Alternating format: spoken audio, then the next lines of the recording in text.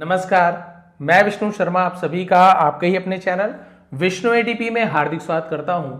यदि जिन लोगों को लगता है कि उनकी कोई वैल्यू नहीं है, उनके जीवन में कोई महत्व नहीं है, किसी और से कंपेयर करते हैं अपने आप को कि उसे देखिए, मुझे देखिए, स्टोरी देखिए आप लोग। आज स्टोरी से इतनी अच्छी सीख मिलने वाली है, इतने ज़्यादा मोटिवेट होने वाले हैं कि आज के बाद से आप दूसरे से कंपेयर करना बंद कर देंगे। आपकी अपनी खुद की वैल्यू है, स्टोरी में आपको जानने को मिलेगा।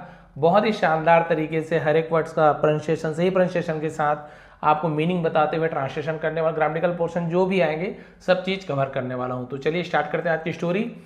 Every life has its own value. प्रत्येक जीवन का हैज यानी होता है, क्या होता है? इट्स ओन वैल्यू, अपना मूल्य होता है। हर जीवन का अपना मूल्य है ना, अपनी एक कीमत होती है, एक वैल्यू होती है, महत्व होता है। वंस अपॉन अ टाइम, एक समय की बात है, अ वेल्थी बिजनेसमैन, एक धनवान, वेल्थी यानी पैसा वाला, धनवान व्यापारी, ट्रैवल यानी यात्रा किया, ट्रैवल करना। टू प्रीपोजिशन है, किसी स्थान के पहले टू लगा हुआ है। ए स्मॉल विलेज, एक छोटे से गांव में। इन कनेक्शन, कनेक्शन यानी जोड़ने में, उस कनेक्शन कहा जाता है। विथ अ न्यू प्रोजेक्ट, नए प्रोजेक्ट के सिलसिले में एक गांव गया। कौन गया? एक धनवान व्यापारी।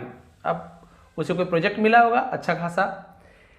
ही plan to set up a factory there, उसने प्लान यानी योजना बनाई। क्या योजना बनाई? टू सेटअप, सेटअप यानी हम क्या बोल सकते हैं, सीधी सी बात है, लगाने की। अ फैक्ट्री देयर यानी वहां, तो वहां पर एक फैक्ट्री लगाने की उसने योजना बनाई। कि गांव में आप सभी को पता है बहुत बड़े बड़े जमीन, खेत वगैरह खाली खाली होते हैं, शहर में तो मिलता नहीं है। तो फैक्ट्री वगैरह के लिए बड़ी बड़ी प्रोजेक्ट होती है तो गांव में लगाते, तो गांव गया। होपिंग, होपिंग यानी होता है ये उम्मीद करते हुए, है ना, इस उम्मीद में।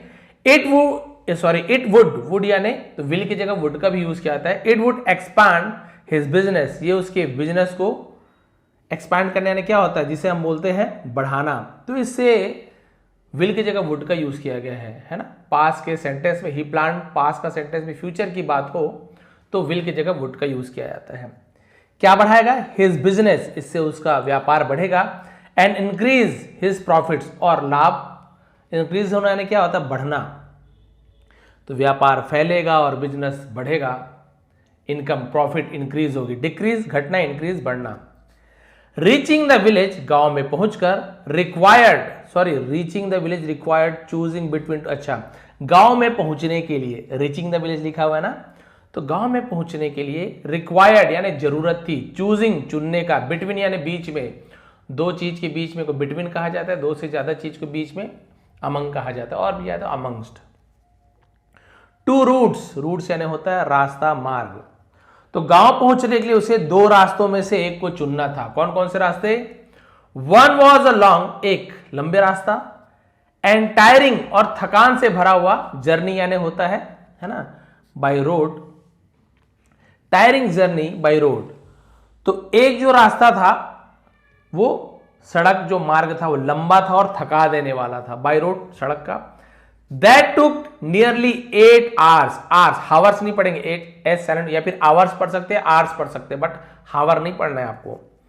That took, वो क्या लेता? नियरली यानी लगभग, उसको नियरली कहा जाता है, लगभग 8 घंटे लेता वो रास्ता। यदि वो सड़क के रास्ते पर जाता, लंबे रास्ते में जाता, थका देने वाला रास्ता था, 8 घंटे लगता उस रास्ते में। अब देखते हैं दूसरा रास्ता कौन सा था। The other was a much shorter route, और जो दूसरा, मच यानी और भी ज्यादा, शॉर्टर मतलब तो छोटा, रूट यानी मार्ग, रास्ता, दूसरा रास्ता बहुत छोटा था। Bye crossing a river in a boat, एक नाव में, है ना, नदी में नाव के द्वारा क्या करना? पार करना, उसे क्रॉसिंग कहा जाता है। नाव से नदी पार करने का एक छोटा सा रास्ता था। विच वुड टेक, जो लेता, क्या लेता? ओनली 20 मिनट्स, जिसमें केवल 20 मिनट लगते थे। सोचिए, एक रास्ता सड़क वाला 8 घंटे का, और नदी से यदि पार कर ले, नदी को पार कर ले, तो जो घूम के रास्ता आने वाला है वो केवल 20 मिनट का हो जाएगा। अब भाई सीधी सी बात है, क्या चुनेगा आप सभी को पता है।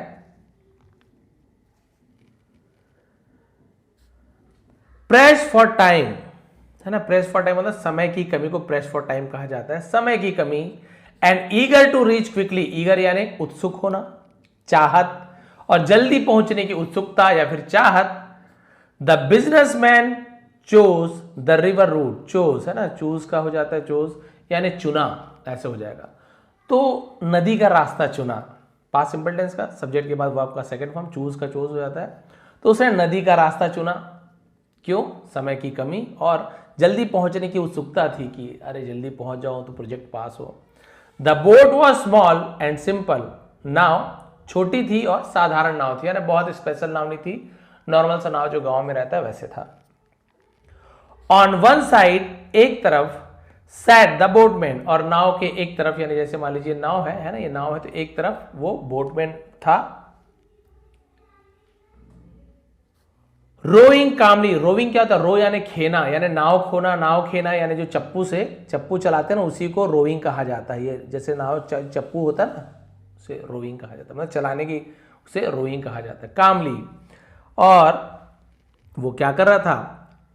वो जो नाविक था, बोटमैन यानी नाविक, नाव चलाने वाला, शांत भाव से, कामली को शांत भाव से नाव चला रहा था।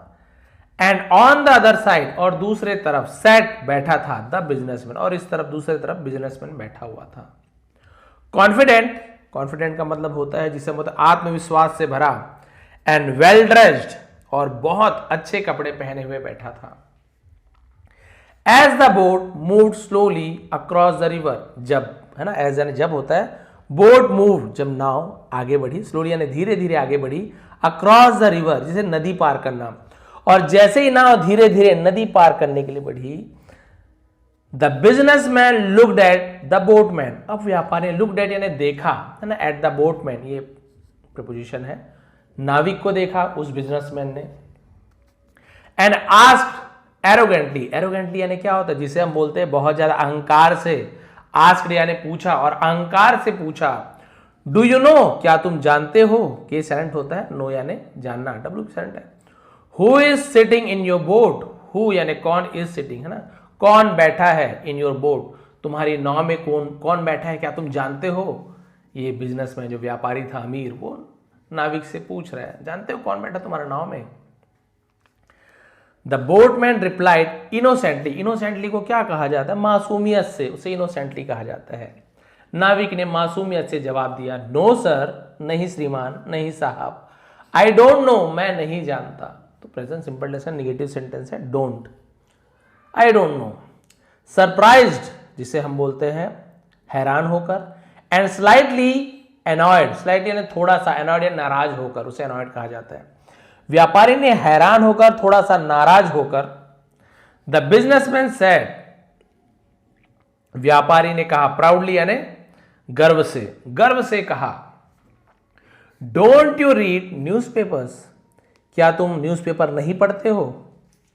माई photo is published almost every alternate day, मेरी फोटो है ना, इज पब्लिश्ड, इसका मतलब क्या हुआ? मेरी तस्वीर छपती है, पब्लिश यानी छपना, मेरी फोटो छपती है ऑलमोस्ट लगभग एवरी अल्टरनेट डे, अल्टरनेट का मतलब क्या होता है? हर दूसरे दिन, एक दिन को छोड़कर दूसरा, एक दिन को छोड़कर फिर दूसरा, उसे हम अल्टरनेट कहते हैं, है ना। तो लगभग हर दूसरे दिन मेरी फोटो न्यूज़पेपर में छपती है।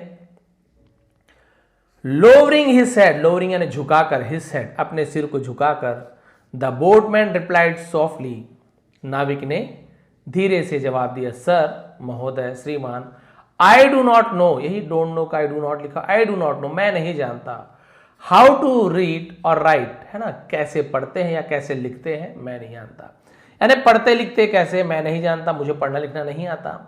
माई फादर पास्ड अवे, मेरे पिताजी गुजर गए थे, व्हेन, जब, I was very young, young यानी जवान भी होता है, यंग यानी छोटा भी होता है, तो मेरे पिताजी का देहांत बचपन में ही हो गया था, जब मैं बहुत छोटा था ना तभी मेरे पिताजी गुजर गए थे। And I had to start, had to करना पड़ा, हैड टू है ना, और हैड टू का वर्ब का फर्स्ट फॉर्म मिलेगा। आप ये मत सोचिए कि सर पास्ट परफेक्ट टेंस में तो हैड के बाद वर्ब का थर्ड फॉर्म आता है, ये पास्ट परफेक्ट टेंस नहीं है ना, हैड टू का यूज किया गया। आई हैड टू स्टार्ट, मुझे स्टार्ट करना पड़ा, शुरू करना पड़ा। तो हैड टू का यूज मैं हर बार बताता हूं, बट हर बार नए स्टूडेंट आते हैं तो बताना पड़ता है। आपको कुछ करना पड़ता था या आपको कुछ करना पड़ा तो आप हैड टू का यूज करोगे। सब्जेक्ट कोई भी रहे, आई यू वी दे, कुछ भी रहे, सबके साथ हैड टू। जैसे I had to learn English, मुझे इंग्लिश सीखना पड़ता था या फिर मुझे इंग्लिश सीखना पड़ा या सीखनी पड़ी, तो I had to learn English. I had to drive a car, मुझे कार चलानी पड़ी। आई हैड टू जंप, मुझे कूदना पड़ा। आई हैड टू फाइट, मुझे लड़ना पड़ा, कुछ करना पड़ा ना, तो हैड टू वर्ब का फर्स्ट फॉर्म लगाएंगे। I had to start working, मुझे काम करना पड़ा। अर्ली यानी जल्दी। टू सपोर्ट माई फैमिली, मेरे परिवार को सहायता देने के लिए, सहयोग करने के लिए, पालन पोषण करने के लिए जल्दी ही मुझे काम शुरू करना पड़ा। हियरिंग दिस, यह सुनकर, द बिजनेसमैन लाफ्ड लाउडली, व्यापारी हंसा, लाउडली यानी जोर से हंसा, एंड सेड मॉकिंगली, अभी मॉकिंगली क्या होता है, मॉक करना यानी होता है किसी का मजाक उड़ाते हुए बोलो, उसे मॉकिंगली कहा जाता है, और मजाक उड़ाते हुए कहा, है ना, जोर से हंसा, मजाक उड़ाते हुए कहा, इफ यू कांट रीड और राइट, यदि तुम पढ़ या लिख नहीं सकते, अगर तुम पढ़ लिख नहीं सकते, देन तब what is the use of such a life, यानी ऐसे जीवन का क्या महत्व है, क्या यूज है। ये देखिए, ऐसे जिंदगी की क्या फायदा जब तुम पढ़ ही लिख नहीं सकते, कोई मतलब नहीं, तुम्हारी जिंदगी बिल्कुल बेकार है। द बोटमैन रिमेन्ड साइलेंट, अब वो जो नाविक था, रिमेन यानी बना रहा, उसे रिमेन्ड कहते हैं, साइलेंट यानी चुप रहा, नाविक चुप रहा। हाउएवर, हालांकि sadness was clearly visible in his eyes, sadness यानी होता है दुख, है ना, लेकिन जो उदासी या दुख को सैडनेस का, उदासी वॉज यानी था, क्लियरली विजिबल स्पष्ट रूप से दिख रहा था, इन हिज आईज उसकी आंखों में उदासी साफ रूप से दिखाई दे रही थी, यानी वो चुप तो रहा लेकिन उसके मन में यही था कि वाकई में मेरा जीवन किसी काम का नहीं है। ये देखो, पढ़ लिख कर इतना बड़ा व्यापारी बन गया, बिजनेसमैन बन गया, और मैं पढ़ लिख नहीं पाया, मेरी जिंदगी किस काम की। अ शॉर्ट वाइल लेटर, जिसे कहा जाता है ना, कुछ ही देर में, है ना, थोड़ी देर बाद the situation suddenly change, situation TION, है ना, सिचुएशन यानी होता है स्थिति, हालात, सडनली अचानक से, चेंज बदल गए, थोड़ी ही देर में हालात अचानक से बदल गए। The boat struck a hidden rock, struck यानी टकरा गया, है ना, टकराई, स्ट्रक, हिडन रॉक यानी छिपी हुई चट्टान, नाव एक छिपी हुई चट्टान से टकरा गई।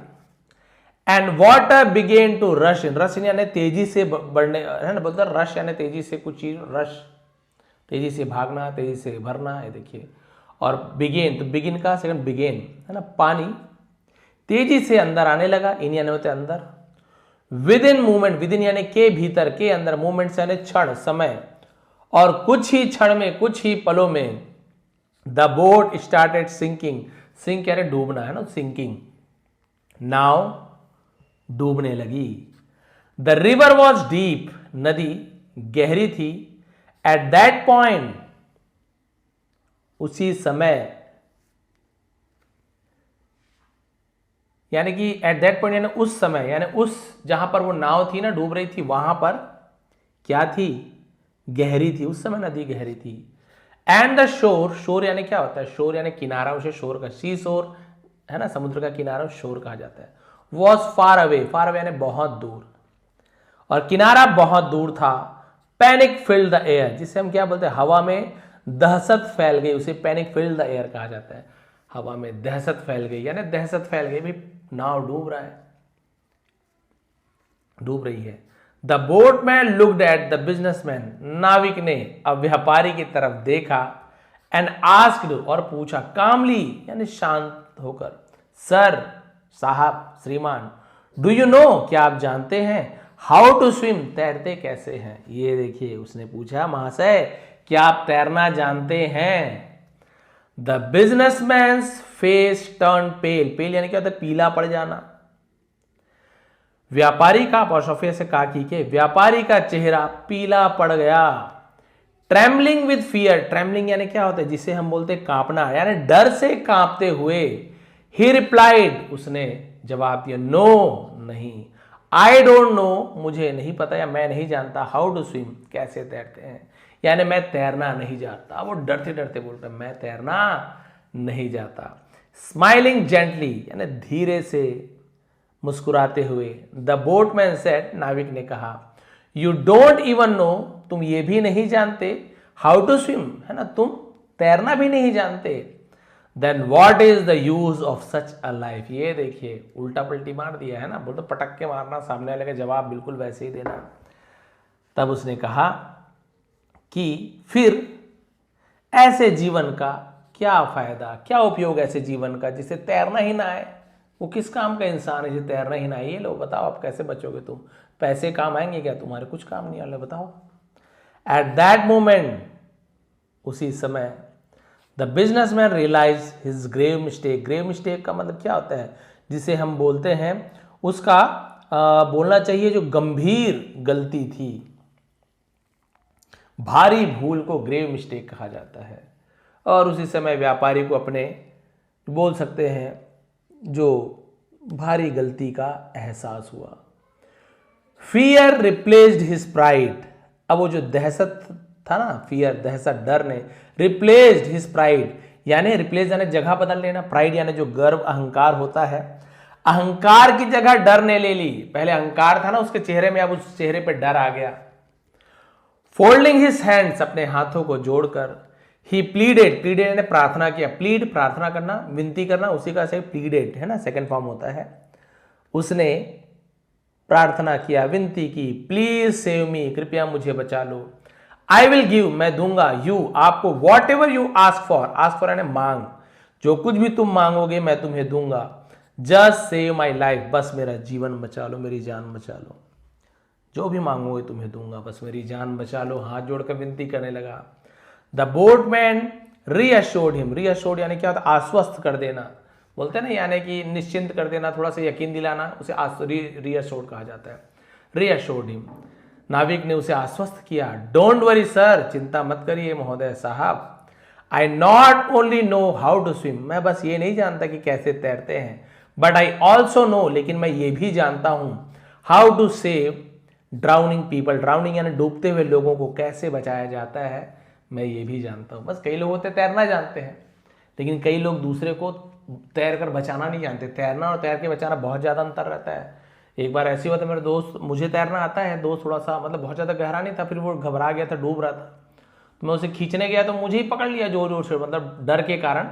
वो भी बेचारा क्या करे, अब वो मुझे पकड़ा हाथ पैर कमर को, तो मैं भी, तैरना तो आता था बट कैसे बचाते वो मुझे नहीं आता, तो मैं भी अंदर डूबने लगा। मतलब बड़ा खतरा वाली चीज़ है। गनीमत है वहाँ पे बहुत ज़्यादा गहराई नहीं थी, या तो मुझे ही बचना पड़ता या दोनों को मरना पड़ता, ऐसी स्थिति आ जाती है थी, बहुत ज़्यादा गहराई होती वहाँ पे, बट गले तक था तो कैसे तैसे मैंने खींच लिया।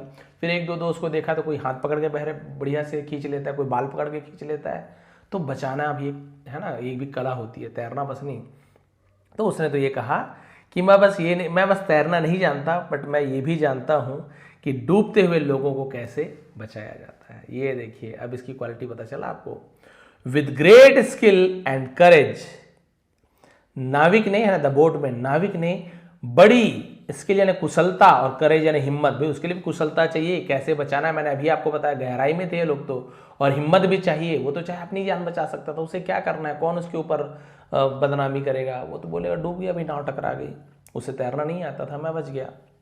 लेकिन नाविक ने बड़ी कुशलता और साहस के साथ रेस्क्यूड, रेस्क्यू यानी बचाना, उसी का से रेस्क्यूड है ना, द बिजनेसमैन, व्यापारी को बचा लिया, and brought him safely to the shore. Brought, bring का सेकंड फॉर्म होता है ब्रॉट, ब्रिंग यानी लाना, ब्रॉट यानी लाया, हिम यानी उसे, सेफली यानी सुरक्षित रूप से, टू प्रेपोजिशन है, द शोर, किनारे पर सुरक्षित रूप से ला लिया।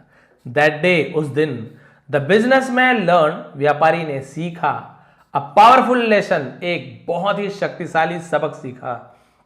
ही अंडरस्टूड, वो समझ गया, दैट कि एवरी ह्यूमन बीइंग, प्रत्येक व्यक्ति, ह्यूमन बीइंग यानी क्या होता है, मनुष्य व्यक्ति को, कि हर व्यक्ति, हर इंसान, हैज यानी होती है, क्या होती है, हिज ओन इंपॉर्टेंस, उसका हर एक व्यक्ति की अपनी अहमियत होती है, एंड स्ट्रेंथ, और उनकी अपनी ताकत होती है, अपनी खूबियां होती है। Life is not limited to education, जीवन केवल दौलत तक सीमित नहीं है, वेल्थ या फिर धन तक सीमित नहीं है, और फेम अलोंग, फेम यानी क्या होता है, शोहरत, यानी कि जिंदगी सिर्फ शिक्षा, दौलत या शोहरत तक सीमित नहीं है। यदि आप ये नहीं बोल सकते कि आपके पास दौलत नहीं है, नहीं, आपकी शोहरत नहीं है, नाम वाम आपका ज़्यादा नहीं है, नहीं, आप पढ़े लिखे नहीं हो, नहीं, आपकी ज़िंदगी बेकार है, आप ऐसे नहीं बोल सकते हो। आप ये नहीं बोल सकते हो कि इस इंसान की कोई वैल्यू नहीं है, बिल्कुल भी नहीं बोल सकते हो। प्रैक्टिकल स्किल्स, जिसे हम बोलते हैं व्यवहारिक कौशल कहा जाता है हिंदी में, ह्यूमिलिटी, जिसे हम बोलते हैं विनम्रता, है ना, इंसानियत, एंड रिस्पेक्ट फॉर अदर्स, और दूसरों के प्रति सम्मान, आर इक्वली वैल्यूएबल, उतने ही मूल्यवान है जितने कि किसी का धनवान होना, शोहरत वाला होना, या फिर एजुकेटेड होना यानी पढ़ाई लिखाई ज़्यादा किया हुआ व्यक्ति, धनवान व्यक्ति या शोहरत वाला व्यक्ति, उतना ही सम्मान का पात्र कौन है? जो व्यक्ति विनम्र होते हैं, जिनके पास कुशलता होती है, चाहे कोई भी कौशल हो, चाहे वो बहुत अच्छा नाव चलाना जानता हो, चाहे वो बहुत अच्छा बर्तन बनाना जानता हो, चाहे वो बहुत अच्छे से नाली साफ करता हो, जी हाँ, वो भी उस एजुकेटेड व्यक्ति के बराबर का एजुकेशन उसके पास है, ये माना जाएगा। क्योंकि आप वो काम नहीं कर सकते हो जो उतनी कुशलता से वो करता है। क्या आप एक बहुत पढ़े लिखे व्यक्ति हो, बहुत धनवान व्यक्ति हो, क्या आप किसी पेंटर के जैसे सेम पेंटिंग उतनी सुंदर से कर पाओगे? बहुत कम कर पाएंगे, उतनी सुंदरता से वैसी नहीं कर पाओगे। क्या वैसे ही बर्तन आप बना पाओगे? नहीं बना पाओगे। ठीक है, वो आपके जैसे नहीं पढ़ पाएगा, आपके जैसे कंप्यूटर ऑपरेट नहीं कर पाएगा, लेकिन आप भी तो उसके ऐसे काम नहीं कर पा रहे हो। तो एजुकेशन से कोई लेना देना नहीं है स्किल्स का। स्किल्स हर क्षेत्र में अलग अलग होता है, तो वही कहा गया है। तो जो विनम्रता है, कौशल है और दूसरों के प्रति जो सम्मान जो व्यक्ति करता है ना, वो उतना ही मूल्यवान है जितना कि धन, शोहरत और education. From that day onward, उस दिन से, ऐसी ऑनवर्ड, उस दिन से, द बिजनेसमैन नेवर जज डी साइलेंट होता है। जज यानी क्या होता है? जज सेकंड फॉर्म है, यानी मूल्यांकन करना, किसी को आंकना। एनीवन, किसी का भी, बेस्ड ऑन, के आधार पर, उसे बेस्ड ऑन का देयर एजुकेशन और स्टेटस। उस दिन से व्यापारी ने कभी भी किसी का मूल्यांकन उसकी शिक्षा या उसका जो स्टेटस, ओहदा होता है ना, उसके आधार पर उसने कभी भी किसी को जज नहीं किया। फॉर ही हैड लर्न, क्योंकि उसने सीख लिया था, दैट की ट्रू वर्थ, यानी जो सच्ची मूल्य होती है, रिवील्स इटसेल्फ, अपने आप को खुद ही प्रकट करती है, when life is most uncertain, uncertain का अनिश्चित। तब उसने कहा, तब उसने सीख लिया कि सच्चा मूल्य, सच्ची वैल्यू तभी प्रकट होती है जब जीवन सबसे अनिश्चित होता है। जब जीवन में ये ना पता हो कि अब क्या होने वाला है ना, तब पता चलता है आपकी स्किल क्या है। आपको पता है कि भाई मैं यहाँ पे जाके अपना एजुकेशन, मतलब एजुकेशन, अच्छा एजुकेटेड व्यक्ति हो, आपको जाके स्पीच देना है, आपको जाके कुछ अपने सब्जेक्ट बताना, बढ़िया आप बता लोगे, वो तो भाई आपको पता है क्या करना है। लेकिन जब जीवन, लाइफ जब अनसर्टन रहता है, अनिश्चित होता है जीवन में, अभी क्या होने वाला है, हो सकता है अब बहुत ज़्यादा मुसीबत में फंस जाओ। जैसे कि वो नाव में डूबने वाला था, तैरना नहीं आ रहा था उसे, उस नाविक ने उसकी जान बचाई। आपकी शिक्षा उस समय कोई काम नहीं आया, आपका पैसा उस समय कोई काम नहीं आया। अभी बोलता है पैसा दूंगा तुम्हें, जान बचा लो, हो सकता था नाविक सोचता कि पैसे के लालच में, लेकिन उसे बचाना ना आता हो, तैरना ना आता हो, वो भी डूब जाता। पैसा किस काम का? पैसा भी उस समय कुछ काम नहीं आता। नहीं आपकी शोहरत, नदी ये देखती है, नाव ये देखती, क्या ये बहुत बड़ा बिजनेसमैन है तो इसको मैं नहीं डुबाता, ये छोटा सा नाविक है, कम पैसे वाला है, कम पढ़ा लिखा है, इसको डुबा देता हूँ। क्या प्रकृति ऐसे करती है क्या? हमारी जो नेचर है, प्रकृति है, या भगवान जिसे बोलते हैं आप लोग, क्या कभी वो ऐसे करते हैं? क्या ये बहुत अमीर व्यक्ति है, इसे बहुत दिन तक जीवित रखूंगा, ये गरीब व्यक्ति है, ये साधारण सा व्यक्ति है, इसे शोहरत नहीं है, कम पढ़ा लिखा व्यक्ति है, इसे मैं जल्दी मार दूं? कभी भगवान ने ऐसे किया है? कभी नेचर ने हमारे साथ ऐसा है कि भूकंप आया हो, केवल गरीब गरीब मरे हो, अमीर बच गया हो? कभी भी नहीं। क्योंकि भगवान के लिए एक चींटी की वैल्यू और एक हाथी की वैल्यू, एक मनुष्य की वैल्यू, एक करोड़पति की वैल्यू, एक गरीब व्यक्ति की वैल्यू, सबकी वैल्यू भगवान की नज़र में समान है, सब उनके लिए बराबर है। कोई एजुकेटेड है, कोई विनम्र है, कोई धनवान है, कोई सच्चा है, कोई बहुत ज़्यादा बोल सकते हैं कि पढ़ा लिखा या शोहरत वाला है, एक बहुत ज़्यादा ईमानदार है। भले ही वो पढ़ा लिखा नहीं है लेकिन वो ईमानदार है, भले ही वो नौकर क्या क्यों ना हो, तो भगवान की नज़र में या जो सच्चे इंसान है उसके नज़र में वो दोनों बराबर हैं, कोई अंतर नहीं है। ठीक है, कोई बात नहीं, तुम पढ़े लिखे हो लेकिन तुम ईमानदार तो नहीं हो, पढ़े लिखे तो हो लेकिन तुम क्या करते हो, नॉर्मल लैंग्वेज में क्या होता है, घपला, है ना। तो तुम क्या करते हो, करप्शन करते हो, तुम भ्रष्टाचार करते हो, तुम पैसा दबाते हो, इतने पढ़े लिखे हो, क्या काम का, ईमानदार तो नहीं हो। मैं गरीब हूँ लेकिन मैंने कभी अपने मालिक के यहाँ से चोरी नहीं की, कभी उसका पेट्रोल नहीं चुराया, कभी गाड़ी में मैंने किसी को फ्री में लिफ्ट नहीं दिया, किसी को पैसे देकर के मैं कभी लिफ्ट नहीं दिया किसी को, तो मैंने कभी धोखा नहीं दिया, मैं वफादार हूँ, ईमानदार हूँ। तो बिल्कुल इक्वल है आपके पैसे वाले होने से या शिक्षित होने से। तो इसलिए कहा गया ना कि स्टोरी का जो टाइटल ही वही है कि हर जीवन का अपना एक वैल्यू होता है, हर एक जीवन का एक मूल्य होता है। इसलिए आप कभी भी ये ना सोचें कि मैं किसी से कम हूँ, मेरी वैल्यू कम है, बिल्कुल भी नहीं। हाँ, ये हो सकता है कि जो आम लोग हैं वो आपको कम समझते हो, आपकी वैल्यू कम समझते हो, लेकिन भगवान न करे जब ज़रूरत पड़ेगी ना तो आपकी ही ज़रूरत पड़ेगी उसे, तब उनको पता चलेगा कि भाई ना मेरे परिवार वाले साथ दिए, ना मेरे करोड़पति दोस्तों ने मेरा साथ दिया, न ही पैसे ने मेरे साथ दिया, लेकिन मेरी जान बचाने वाला या मेरे बोल सकते बुरे व्यक्ति में तुमने ही मेरा साथ दिया। तो तुम्हारी वैल्यू अब उस पढ़े लिखे व्यक्ति से, उस धनवान व्यक्ति से, उस शोहरत वाले व्यक्ति से बहुत ज़्यादा हो गई। बहुत से लोग दोस्ती करते हैं ना, बहुत पैसे वाला कोई दोस्त है, बहुत गरीब उसका दोस्त है, बोलेंगे ये क्या जोड़ी है, तो जम नहीं रहा है जोड़ी, बहुत पैसे वाला दोस्त बनाना चाहिए। लेकिन होता है, क्योंकि दोस्त को एक दोस्त की वैल्यू पता होती है कि ये जो दोस्त है मेरे बुरे समय में काम आता है, ये दोस्त मेरे लिए जान भी दे सकता है।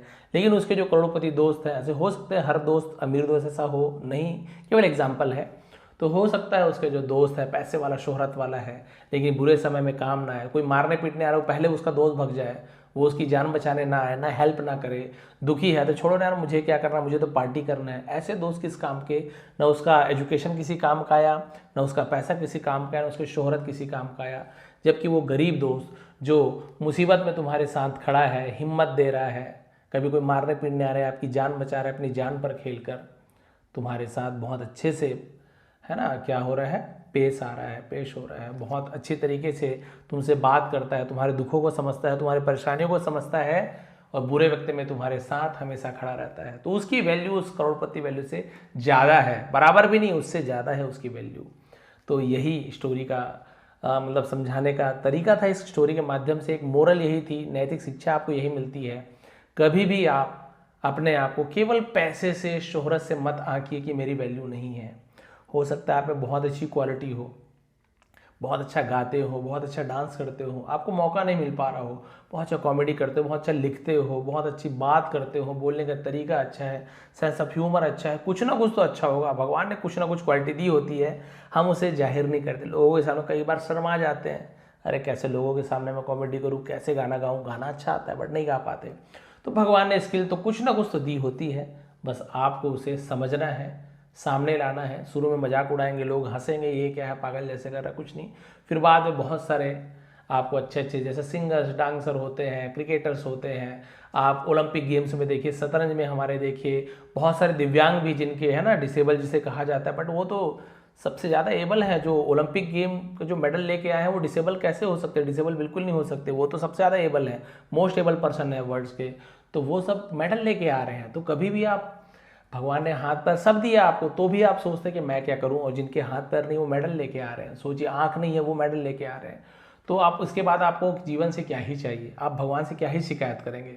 बिल्कुल भी भगवान शिकायत ना कीजिए, जो भगवान आपको दिया, जितना आपको दिया, आपके भाग्य में जो आपको मिला है, कम पैसा मिला है, आपको लगता है कि मैं कम सुंदर हूँ, कोई बात नहीं, जो मिला है ठीक है, उसके साथ हमको जीना है और हमें उसे बदलने का प्रयास करना है, अपने अच्छे कर्मों से, अच्छे कार्य से अपनी क्वालिटी को लोगों के सामने जाहिर करना है, दिखाना है, और अपने आप में हिम्मत रखना है। नाविक ने हिम्मत रखा कि मैं बचा लूंगा, उसने बचा लिया, कॉन्फिडेंस था, उसे कॉन्फिडेंस था कि मैं बचा लूंगा, बचा ही लिया उसे आखिर। वैसे ही आपको अपने ऊपर हिम्मत होनी चाहिए कि आप जो भी काम कर रहे हैं, कोई भी काम हो, काम छोटा बड़ा नहीं होता, हर कोई कहते हैं काम की वैल्यू बस पैसों से निकाला जाता है, ज़्यादा पैसा मिल रहा है बड़ा काम है, कम पैसा छोटा काम, बिल्कुल भी नहीं। जबकि मेहनत का काम अलग होता है, बुद्धि का काम अलग, दोनों को कंपेयर कभी भी नहीं कर सकते। आप ये नहीं बोल सकते कि भाई मैं आपका काम कर सकता हूँ, दिमाग वाला नहीं, दिमाग वाले काम करने में भी उतना ही टेंशन है, उतना ही सर दर्द है, उसमें भी बहुत ज़्यादा बीमारियां होती है, बहुत सारा बीपी शुगर दुनिया भर का होता है। वैसे ही शारीरिक काम करने वाले जो मजदूर वर्ग या जो भी है, जो भी काम करते हैं मेहनत वाली काम, चाहे वो पंचर ही क्यों ना बनाते हो, चाहे वो गाड़ी ही क्यों ना बनाते हो, चाहे मजदूरी ही क्यों ना करते हो, चाहे खेत में ही काम ना करते हो, इनका शरीर बहुत ज़्यादा थक जाता है, शारीरिक रूप से इनको भी बहुत ज़्यादा पीड़ा होती है, बहुत ज़्यादा दुख होता है। तो वही बता रहा हूँ, सबका कंपेयर कभी मत कीजिए, उसका काम ज़्यादा का है कम नहीं, सबका काम अपने जगह सही है, आपको अपना काम अच्छे से करना है, बस यही आज की स्टोरी थी। आपको अपना महत्व समझना है, अपनी क्वालिटी आपको खुद पता होनी चाहिए, आप किसी से कम नहीं है, हर किसी व्यक्ति का, हर जीवन का अपना मूल्य होता है, आप बहुत ही मूल्यवान हैं ये मान के चलिए, और आप हैं, आप उसके अनुसार कार्य करिए। ये थी आज की स्टोरी, ये थी आज की मोरल। यदि आपको थोड़ी पसंद आए तो प्लीज़ लाइक करेंगे, कमेंट करेंगे, इसका PDF नीचे डिस्क्रिप्शन में मिल जाएगा, और सब्सक्राइब बटन भी आप चाहे तो ज्वाइन भी कर सकते हैं, नीचे लिंक है, सब्सक्राइब बटन के बगल में ज्वाइन बटन मिलेगा, प्लीज़ ज्वाइन कर लेंगे। आप सभी का बहुत बहुत धन्यवाद, आपका दिन शुभ रहे।